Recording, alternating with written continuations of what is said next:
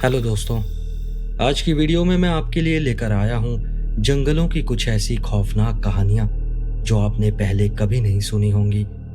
इनमें से एक कहानी एक हाइकर की है जो एक ऐसे ट्रेल पर चला गया जहाँ से उसे वापस आने का रास्ता ही नहीं मिला। उसे मिला तो बस एक कैबिन जो घने जंगलों के बीच पता नहीं कब से खड़ा था।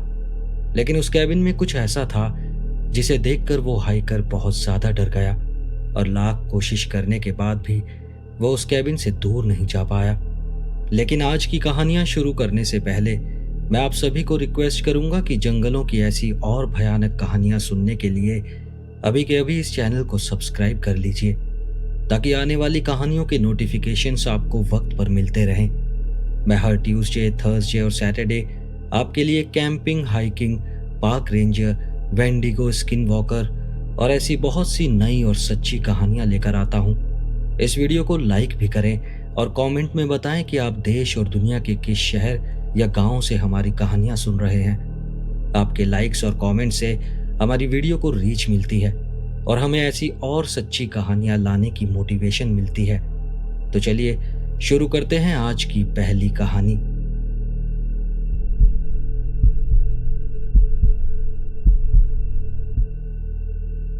मैं हमेशा से जंगल में बहुत सावधानी बरतता था।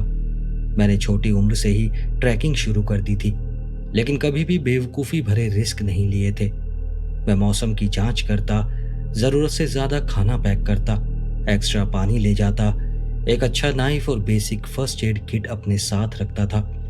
मैं कभी भी अपनी लिमिट्स को क्रॉस नहीं करता था और मैं हमेशा मार्क किए गए रास्तों पर ही चलता था।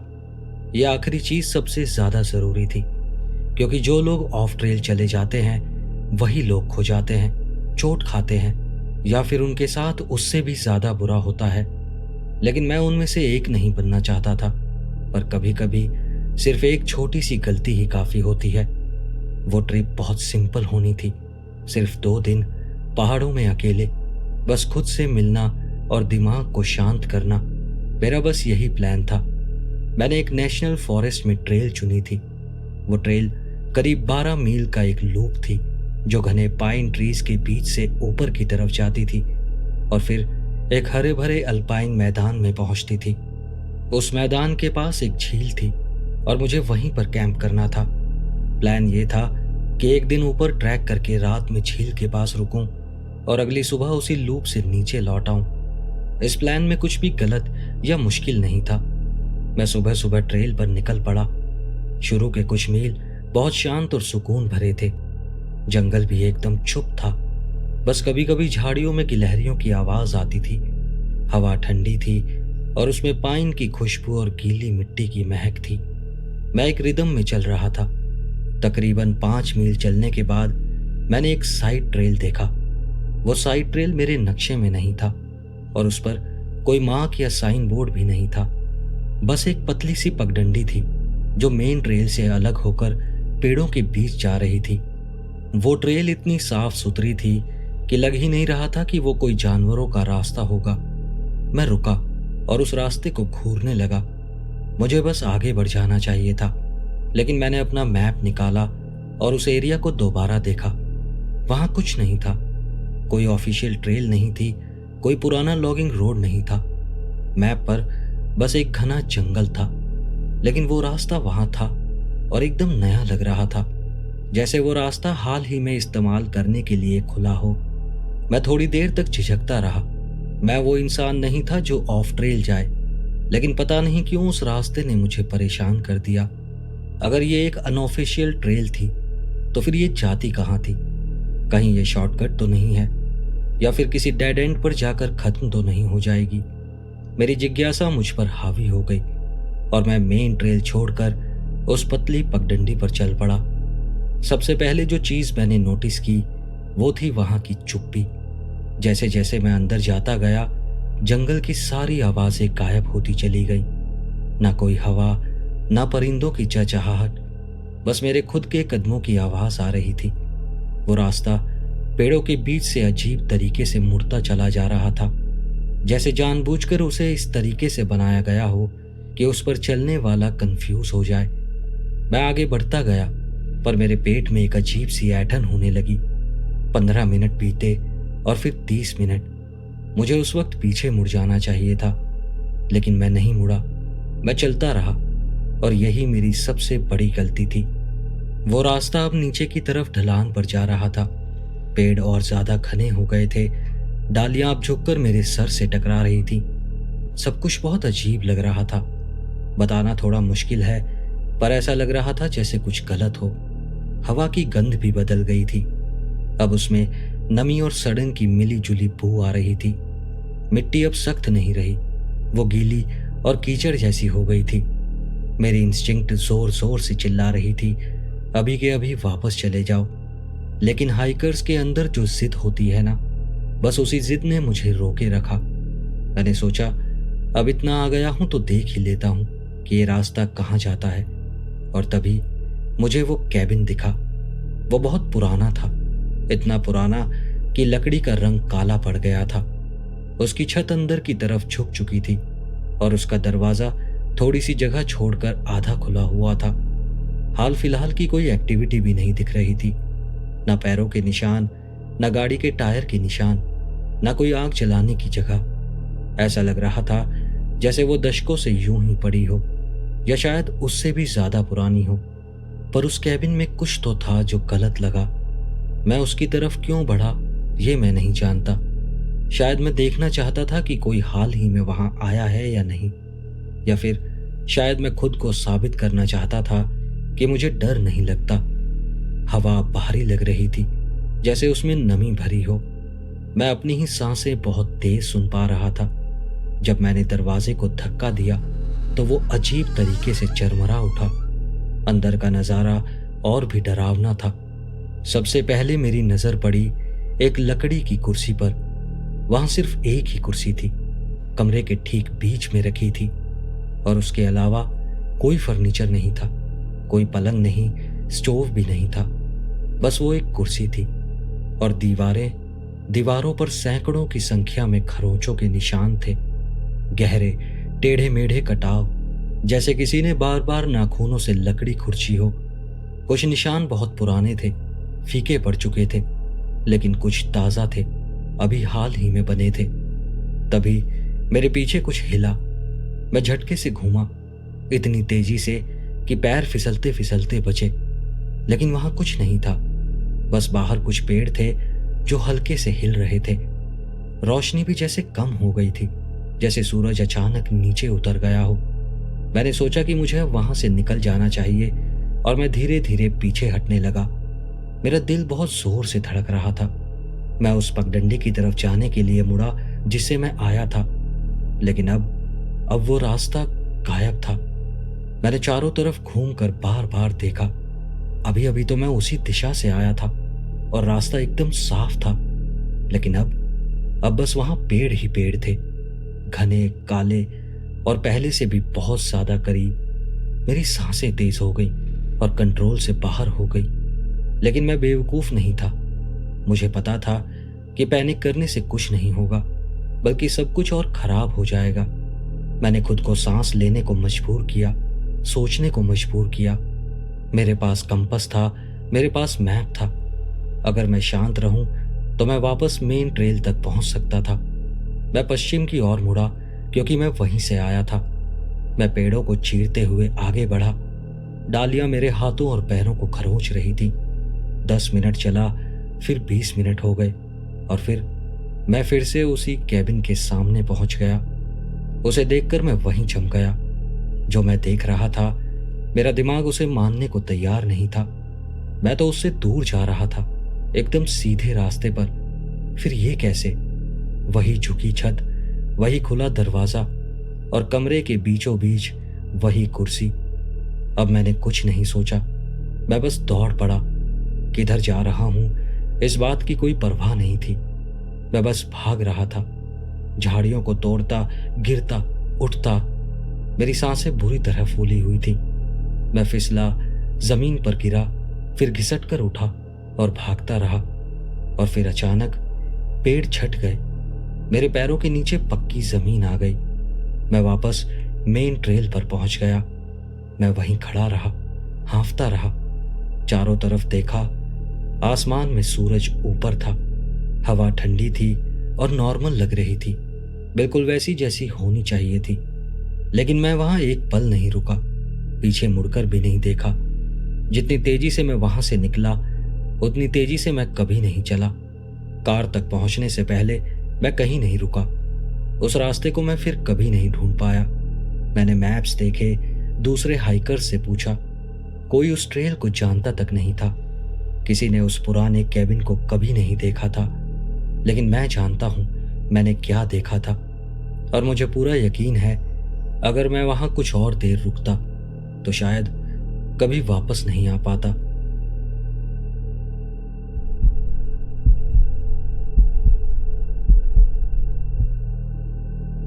कुछ साल पहले मैं और मेरे कुछ बहुत ही करीबी दोस्त मिलकर एक कैंपिंग ट्रिप पर गए थे। हम उस ट्रिप की प्लानिंग पूरे 1 साल से कर रहे थे और सब लोग बहुत एक्साइटेड थे। सभी लोग शहर की भागदौड़ से दूर प्योर नेचर के बीच खो जाना चाहते थे। हम 5 लोग थे, मैं, रेचल, रॉब, जे और डेव। हम सब हाई स्कूल से एक साथ थे, इसलिए हमारा ग्रुप काफी क्लोज था। मैं उस ट्रिप के लिए बहुत ज्यादा एक्साइटेड था। मैं उस ट्रिप को यादगार बनाना चाहता था, लेकिन मुझे नहीं पता था कि वो ट्रिप मेरे लिए इतनी ज्यादा यादगार बन जाएगी। हमारे बैग्स में काफी वजन था, खाने पीने और जरूरत का सामान था। लेकिन जब हमने ट्रेल पर चलना शुरू किया तो हमारा मूड एकदम हल्का और खुशनुमा हो गया। मौसम भी बढ़िया था और हम बहुत आराम से चल रहे थे। वो ट्रेल जंगलों के बीच से गुजरता था। पहले थोड़ा धीरे धीरे ऊपर चढ़ता, फिर थोड़ी थोड़ी देर में घाटी में नीचे उतर जाता और फिर से ऊपर की तरफ जाने लगता। हम रास्ते भर हंसते, मजाक करते, बातें करते हुए चलते रहे। सब कुछ बहुत अच्छा लग रहा था। स्क्रीन, शेड्यूल और तनाव से दूर हम लोग बहुत रिलैक्स थे और दोपहर ढलते ढलते हम काफी दूर आ चुके थे। और क्योंकि हमें कैंप अभी 2 घंटे बाद ही लगाना था, हमने सोचा कि थोड़ा ब्रेक ले लेते हैं। हमें एक छोटी सी खुली जगह दिखी, एक छोटी पहाड़ी के नीचे। वो जगह सुरक्षित और आरामदायक लग रही थी। हमने अपने बैग्स उतारे और जमीन पर फैल गए। कोई अपना सैंडविच निकाल कर खाने लगा तो कोई सेल्फी लेने लगा। पेड़ों की सरसराहट और दूर कहीं चिड़ियों की आवाज के अलावा जंगल में एक गहरा सन्नाटा छाया हुआ था। एक अजीब सी शांति थी उस पल में, जैसे हम किसी खास वक्त पर किसी खास जगह आ गए हों। कुछ देर बाद डेव उठा, अपनी जीन्स झाड़ते हुए बोला कि उसे पेशाब करना है, और ये बोलकर वो पेड़ों की तरफ चला गया। हमने ज्यादा ध्यान नहीं दिया। हम सब अपने खाने और थकी हुई टांगों को फैलाने में बिजी थे। सेकंड्स गुजरते गए और हम आपस में धीरे धीरे बातें कर रहे थे। तभी अचानक एक जोरदार चीख ने पूरे माहौल को चीर दिया। वो चीख बहुत भयानक थी, बहुत डरावनी थी, जैसे किसी ने किसी की आत्मा को नोच लिया हो। वो चीख डेव की थी। हम सब एक साथ उठे, झाड़ियों और टहनियों को चीरते हुए उस आवाज की तरफ भागे। करीब 30 गज आगे हमें डेव जमीन पर पड़ा हुआ मिला। वो दर्द में तड़प रहा था, दोनों हाथों से अपनी टांग कसकर पकड़े हुए था। उसका पैर एक बेर ट्रैप में फंसा हुआ था। वो ट्रैप काफी पुराना और जंग खाया हुआ था और उसके टखने को दबोचे हुए था। उसकी चीखें अब कराहों में बदल चुकी थी। उसका चेहरा पसीने से भीगा हुआ था और वो दर्द में बहुत ज्यादा तड़प रहा था। उसकी टांग के नीचे खून जमा हो चुका था, पूरी मिट्टी भीग चुकी थी और वो मेटल के दांत उसकी चमड़ी को काट रहे थे। वो नजारा देखकर मेरी तबीयत खराब हो गई। रेचल घुटनों के बल उसके पास बैठ गई, कांपते होठों से बस बार बार बोल रही थी, हे भगवान, ये क्या हो गया। रॉब बगल में तेजी से चक्कर काटता रहा, उसके मुंह से गालियां निकल रही थी। जे वहीं खड़ा था, जैसे उसकी बॉडी जम चुकी हो। मैंने खुद को संभाला और उसके पास गया और उस ट्रैप को ध्यान से देखा। वो ट्रैप बहुत पुराना लग रहा था। वो एक जंग लगी हुई चेन से जुड़ा था जो जमीन में बहुत गहराई तक गड़ी थी। शायद कोई शिकारी सालों पहले उसे वहां रखकर भूल गया और अब डेव का पैर उसमें फंस गया। अचानक जे को कोई आइडिया आया। वो झट से रेचल के पास बैठ गया और बोला, मैंने पहले ऐसा देखा है। इन पुराने ट्रैप्स में एक रिलीज लीवर होता है, हमें बस उसे ढूंढना होगा। उसने जल्दी जल्दी उस ट्रैप के किनारों पर हाथ फिराना शुरू किया। उसकी उंगलियां कांप रही थीं। डेव की सांसें अब तेज और छोटी छोटी हो चुकी थीं और वो बड़ी मुश्किल से रोने की आवाजें दबा पा रहा था। जय के हाथ खून से सन गए थे, लेकिन वो अपना काम करता रहा। और फिर जय को वो लीवर मिल गया। एक छोटा सा जंग लगा लीवर मिट्टी में छिपा हुआ था। रॉब और मैंने डेव के कंधों को कसकर पकड़ लिया, क्योंकि वो काफी छटपटा रहा था। जय ने दोनों हाथों से उस लीवर को दबाया। पहले तो कुछ नहीं हुआ, वो ट्रैप हिला तक नहीं। फिर अचानक उसकी पकड़ ढीली पड़ गई और उन मेटल के दांतों की पकड़ एक झटके में खुल गई। डेव फिर से चीख पड़ा। उसकी टांग अब आजाद थी, लेकिन बहुत बुरी हालत में थी। उसकी खाल फटी हुई थी और अंदर की हड्डी साफ साफ दिख रही थी। हमने किसी तरह डेव को उठाया और वापस उस खुले मैदान तक लाए। वो बहुत जोर जोर से कराह रहा था। रेचल ने जल्दी से अपना फर्स्ट एड किट निकाला और पट्टियां बांधनी शुरू की, लेकिन खून इतना तेज बह रहा था कि पट्टियां तुरंत भीग गई। रॉब ने अपने बैग से एक पिस्टल निकाली और चारों ओर पेड़ों की तरफ देखने लगा, जैसे कोई खतरा हो। कैंप लगाने का प्लान कैंसिल कर दिया गया। जाहिर था डेव को अब हॉस्पिटल ले जाना पड़ेगा। अपनी कार से वहां तक आने में हमें शाम हो गई थी। जाहिर था एक घायल इंसान को लेकर वापस जाने में और टाइम लगना था, तो हमने सिर्फ जरूरी सामान लिया और तेजी से चलने लगे। जय और मैं डेव को पकड़े हुए थे। उसका हाथ हमारे कंधों पर था। रेचल फर्स्ट एड किट संभाल रही थी और रॉब पिस्टल लेकर आगे आगे चल रहा था। वो जंगल अब एकदम अलग लग रहा था। अब वो शांत और सुकून भरा नहीं था। अब वो एक बहुत डरावनी जगह लग रहा था, जैसे एक पल में स्वर्ग से नर्क बन गया हो। शुरुआत में हम तेजी से बढ़े। हम सभी जोश में भरे हुए थे, लेकिन डेव की हालत अब और ज्यादा खराब होती जा रही थी। उसका सर मेरे कंधे से टकरा रहा था और वो बार बार कह रहा था कि प्लीज धीरे चलो। उसकी पट्टियां पूरी तरह खून से भर चुकी थी। खून रास्ते पर ऐसे टपक रहा था जैसे हम खुद एक निशान छोड़ते जा रहे हों। हमें पता था कि उसे दर्द हो रहा है, लेकिन हमारे पास रुकने का कोई ऑप्शन नहीं था। और फिर जब हमने सोचा कि इससे बुरा और कुछ नहीं हो सकता, तभी कुछ बहुत बुरा हुआ। हम कार पार्किंग के आधे रास्ते पर पहुंचे थे, तभी हवा में एक तेज सी चटक आवाज गूंजी और कुछ मेरे सिर के पास से गुजरा। इतना पास से कि मैं उसकी हवा तक महसूस कर पाया। वो एक गोली थी, और वो रॉब की गोली नहीं थी। किसी ने चिल्लाकर कुछ कहा और हम तुरंत जमीन पर लेट गए। हमने डेव को भी एक गिरे हुए पेड़ के पीछे खींच लिया। फिर एक और गोली चली और मुझे पूरा यकीन है कि वो हमारे सर के ऊपर से निकली और पास के पेड़ की छाल उड़ गई।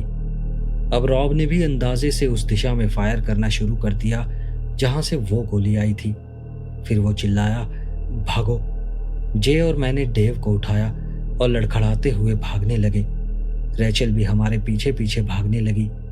रॉब तब तक गोलियां चलाता रहा जब तक हम एक सेफ डिस्टेंस पर नहीं पहुंच गए।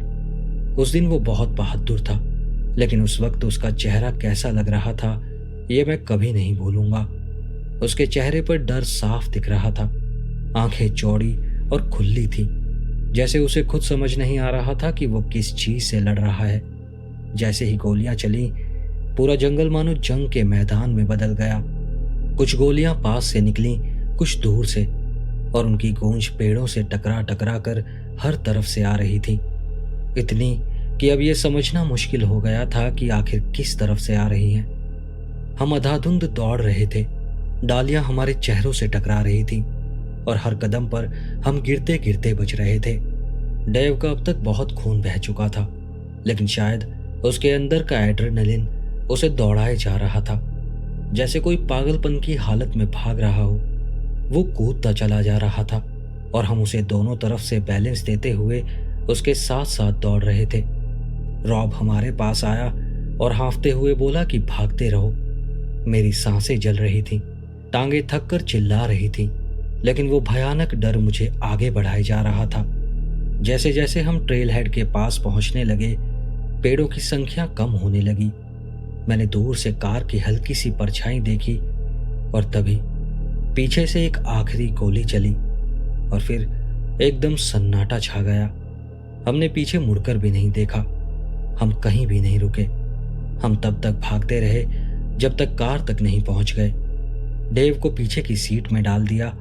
उसका खून सीट के अंदर तक फैल गया था। रैचल भी अंदर बैठी और उसकी टांग पर नई पट्टियां लगाने लगी। जे ने ड्राइविंग सीट संभाल ली। रॉब अब भी अपनी पिस्टल हाथ में पकड़े था और पेड़ों की लाइन को ध्यान से देख रहा था। और मैंने झट से पैसेंजर साइड का दरवाजा बंद कर दिया। इंजन स्टार्ट हुआ और हम वहां से निकल गए। सड़क जंगल के बीच से घूमती हुई निकल रही थी। पीछे की सीट से डेव की कराहें आ रही थी। वो जिंदा था लेकिन बहुत दर्द में था। हमारे फोन में नेटवर्क बिल्कुल भी नहीं आ रहा था। हमने सबसे नजदीकी कस्बे की तरफ कार मोड़ ली जो लगभग 30 मील दूर था। वो पूरा रास्ता जैसे एक धुंध बन गया था। हमें कुछ भी समझ नहीं आ रहा था। हम डेव को होश में रखने के लिए उससे बातें करते रहे। वो भी जवाब देता रहा, लेकिन मेरे दिमाग में एक अजीब सी आवाज लगातार आ रही थी जिसे मुझे बार बार दबाना पड़ रहा था। वो आवाज कह रही थी कि डेव मरने वाला है। रात ढलते ही हम हॉस्पिटल पहुंचे। इमरजेंसी रूम के सामने कार रोकते ही ब्रेक्स लगाए। डॉक्टर और नर्सिस तुरंत हमारे चारों तरफ आ गए। उन्होंने डेव को स्ट्रेचर पर लिटाया और अंदर ले गए। थके हुए, घबराए हुए हम वेटिंग रूम में धम से गिर गए। हमारे कपड़े खून और मिट्टी से सने हुए थे। कई घंटों बाद एक डॉक्टर बाहर आई। उसने कहा, डेव ठीक है, लेकिन उसकी टांग की हालत बहुत बुरी है। उसे सर्जरी की जरूरत थी और वो भी शायद एक से ज्यादा। और ये भी मुमकिन था कि वो फिर कभी पहले जैसा ठीक से चल नहीं पाएगा। उसके बाद पुलिस आई और उन्होंने हमारे बयान लिए।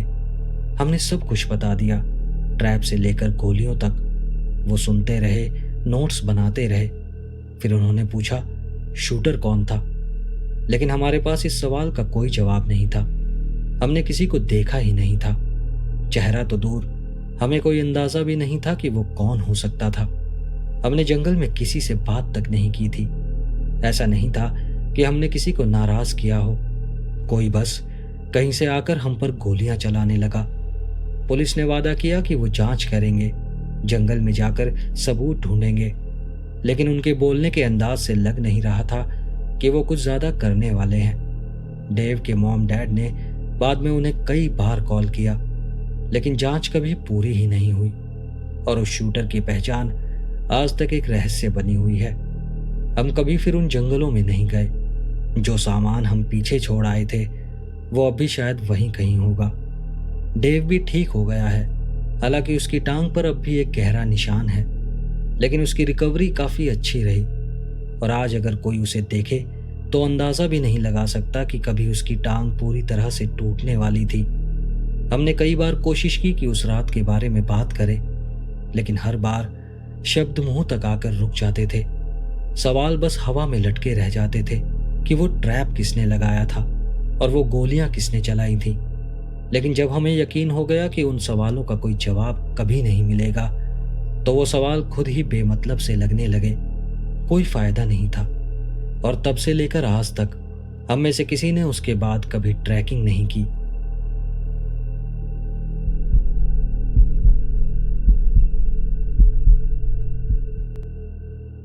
ये उस वक्त की बात है जब मैं 13 साल का था। उस समय मेरा एक बहुत अच्छा दोस्त हुआ करता था। उसका नाम एडन था। वो मुझसे 2-3 साल बड़ा था, लेकिन फिर भी हम अच्छे दोस्त थे क्योंकि हमारे घर एक दूसरे के ठीक बगल में थे। हमारे मोहल्ले में ज्यादातर उम्र दराज लोग ही रहते थे, तो बचपन में खेलने के लिए मेरे पास और कोई नहीं था। अक्सर रात को हम बाहर तब तक गेम खेलते रहते थे जब तक या तो हम थक ना जाएं या हमारे मॉम डैड हमें अंदर ना बुला लें। यह उस समय की बात है जब इंटरनेट इतना ज्यादा अवेलेबल नहीं था, तो हम अक्सर बाहर ही गेम्स खेला करते थे। और हमारा सबसे पसंदीदा खेल था छुपम छुपाई, लेकिन हम उसको अलग तरीके से खेलते थे। उस गेम का जो सीकर होता था, मतलब जो ढूंढता था, उसे हर समय टॉर्च जलाकर रखनी होती थी। ये गेम का सबसे बड़ा रूल था। अगर सीकर ने टॉर्च बंद की तो वो गेम से आउट माना जाता था, और अगर छिपे हुए किसी प्लेयर पर टॉर्च की रोशनी पड़ जाती तो उसे पकड़ा हुआ माना जाता था। ये चीज़ गेम को दिलचस्प बना देती थी, क्योंकि छुपा हुआ प्लेयर ये देख सकता था कि ढूंढने वाला कहाँ है और फिर चुपचाप अपनी जगह बदल सकता था। लेकिन ढूंढने वाले को भी ये फायदा था कि वो अगर दूर से भी टॉर्च की रोशनी प्लेयर की तरफ डाल दे और उसकी झलक मिल जाए तो गेम वहीं खत्म हो जाता था। हम आमतौर पर नियम यही रखते थे कि गेम का एरिया सिर्फ मोहल्ले की आसपास की जगहों तक सीमित रहेगा, लेकिन हमारा मोहल्ला एक बड़े घने जंगल के पास था, तो कभी कभी हम खेल को थोड़ा और मज़ेदार बनाने के लिए जंगल को ही गेम का मैदान बना लेते थे। हमने कभी ये तय नहीं किया कि सीकर कितनी दूर जा सकता है, क्योंकि सच बताऊं हम खुद भी इतना दूर नहीं जाना चाहते थे, और वो भी रात के वक्त। वैसे भी रात के अंधेरे में जंगल का माहौल थोड़ा डरावना हो जाता था। एक बार गेम खेलते वक्त छिपने की बारी मेरी थी, लेकिन मुझे इस बार कुछ अलग करना था, कुछ मुश्किल। मैं चाहता था कि एडन मुझे ढूंढते ढूंढते थक जाए, तो मैं जंगल की तरफ थोड़ी ज़्यादा दूरी तक चला गया, और फिर जल्दी ही मुझे इस बात का पछतावा होने लगा। जैसे जैसे मैं घरों की रोशनी से दूर जाता गया, अंधेरा गहराने लगा। अब मेरे आसपास कोई भी लाइट नहीं थी। एडन के पास ही एकमात्र टॉर्च थी, तो बिना उसके जंगल में चलना और भी मुश्किल हो रहा था। मेरे पास सिर्फ चांद की रोशनी का हल्का सा उजाला था, बस वही मेरी आंखों की मदद कर रहा था। काफी देर तक चलने के बाद मुझे एक पुराना जर्जर सा कैबिन दिखा। मैं समझ गया मेरे छिपने की वही सबसे बढ़िया जगह होगी। कोई भी मुझे वहां ढूंढ नहीं पाएगा। मैं अंदर गया और जैसे तैसे रास्ता टटोलते हुए सीढ़ियों की तरफ बढ़ा। मैं ऊपर चढ़ा और एक कमरे में पहुंच गया। उस कमरे में एक खिड़की थी। वो खिड़की मेरी कॉलोनी की तरफ खुलती थी, लेकिन अब मैं इतना दूर था कि वहां की कोई भी लाइट दिखाई नहीं दे रही थी।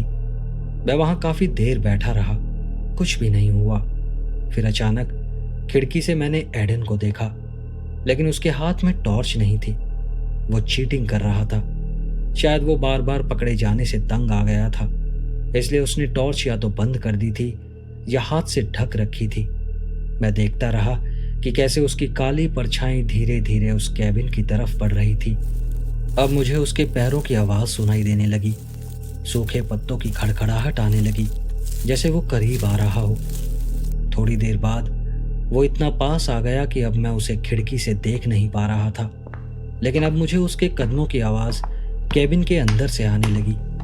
उसी पल खिड़की से मैंने फिर से कुछ देखा। वो देखकर मैं बहुत ज्यादा घबरा गया। कैबिन से काफी दूर एडन टॉर्च लेकर घूम रहा था। मतलब जो कैबिन के अंदर था वो एडन नहीं था, जो नीचे था वो कोई और था।